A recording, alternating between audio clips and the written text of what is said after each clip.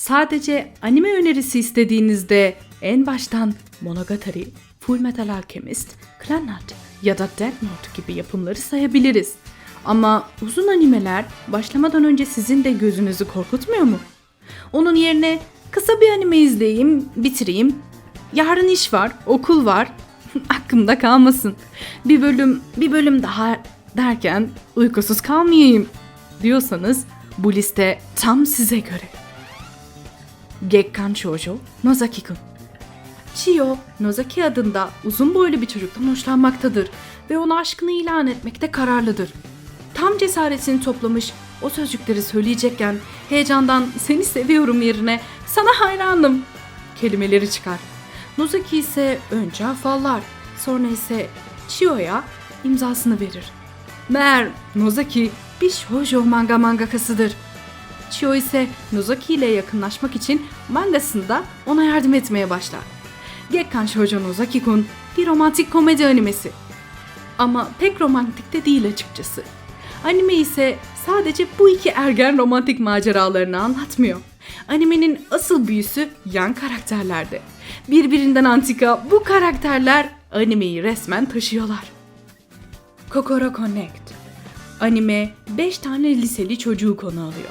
Okullarında bir kulübe dahil olmak şart olduğu için bu arkadaşlar hiçbir şey yapmayacakları kendi kulüplerini kurarlar. Bir gün arkadaşlardan Aoki ve Yui beden değiştirdiklerini fark ederler ve değişimler tamamen rastgele olarak 5 arkadaşın arasında gerçekleşmeye devam eder. Önceleri bu durum sadece başa çıkmaları gereken doğaüstü bir olayken arkadaşların birbirlerinin sırlarını ve duygusal yaralarını keşfetmeye başlamalarıyla daha ciddi bir hal alır. Zaman zaman liselilerin düştükleri ergen absürtlükleriyle güldüren Kokoro Connect, kalan zamanlarda ise dramasıyla izleyiciyi etkileyen son derece başarılı bir anime. Violet Evergarden. Dram türünde olan bu anime alternatif bir dünyada yaşanan savaş sonrası zamanlarda konu alıyor. Başrolüne ise savaşta büyük beceri göstermiş fakat çarpışmalar sırasında her iki kolunu da kaybetmiş çocuk asker Violet'i oturtuyor. Hayatı boyunca savaştan başka bir şey görmemiş, çocukluğun ve sevginin ne olduğuna dair bile herhangi bir fikri bulunmayan Violet'in savaş sonrası yaralarını saran bir dünyada kendini ve yerini aramasını konu alıyor. Violet Evergarden ilk başta "Ben ne izliyorum?" dedirtiyor izleyiciye. Tıpkı alıştığımız kitaplar gibi. Fakat tıpkı Violet'in savaş dışı dünyaya alışması gibi biz de animeye yavaş yavaş alışıp sonra da bağlanıyoruz. 2018'in en iyi animelerinden olan Violet Evergarden'ı şiddetle tavsiye ediyoruz. Boku Dake ga Inai Machi. 29 yaşındaki Satoru'nun özel bir durumu vardır. Trajik bir olay gerçekleşeceği zaman kendisini olayın birkaç dakika öncesinde bulur. Böylece olayın gerçekleşebilmesinin önüne geçebilmektedir. Hayatında defalarca bu gücünden faydalanıp pek çok hayat kurtarmıştır.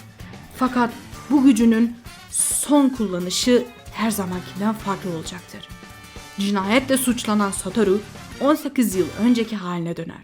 Muhtemelen kendi zamanındaki cinayetle ilişkili olabilecek kaçırma ve cinayetlerin olduğu bu yıldaki gizemi çözmek için Satoru elinden geleni yapacaktır.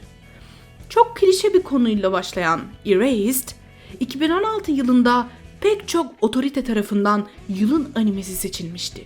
Satoru'nun gücü son derece OP gibi görünse de aslında çok kontrolünde olan bir yetenek de değil ve kendisini pek çok sefer son derece çaresiz durumda bırakıyor. İçinde pek çok duyguyu barındıran Erased, 12 bölüm olmasına rağmen son derece doyurucu bir anime. Anohana, The Flower We Saw That Day. Kısaca Anohana diye bilinen anime, Jinta adında bir genç ve arkadaşlarını konu alıyor. Jinta evde boşça vakit geçirirken çocukluk arkadaşı Memma gelip onu unuttuğu bir dileği gerçekleştirme konusunda darlamaya başlar. Jinta Memma'yı çok sallamaz. Zira Memma yıllar önce ölmüştür. Evet, Jinta yaz sıcağının etkisiyle halüsinasyon gördüğünü düşünür. Fakat bir süre sonra gördüğünün gerçekten Menma'nın hayaleti olduğuna ikna olur. Ve bu dileği öğrenip gerçekleştirmek için eski arkadaşlarıyla bir araya gelmeye başlar. Menma'nın ölümüyle birlikte kopan arkadaşlıklar, Menma'nın hayaletini huzura kavuşturmak için çalışırken aralarına mesafe girmesine neden olan acılara, pişmanlıklara ve suçluluk duygusuyla yüzleşmeleri gerekmektedir. Bir oturuşta bitirilebilecek animeler listemizin ilkinin sonuna geldik. Bir sonraki videomuzda görüşmek üzere.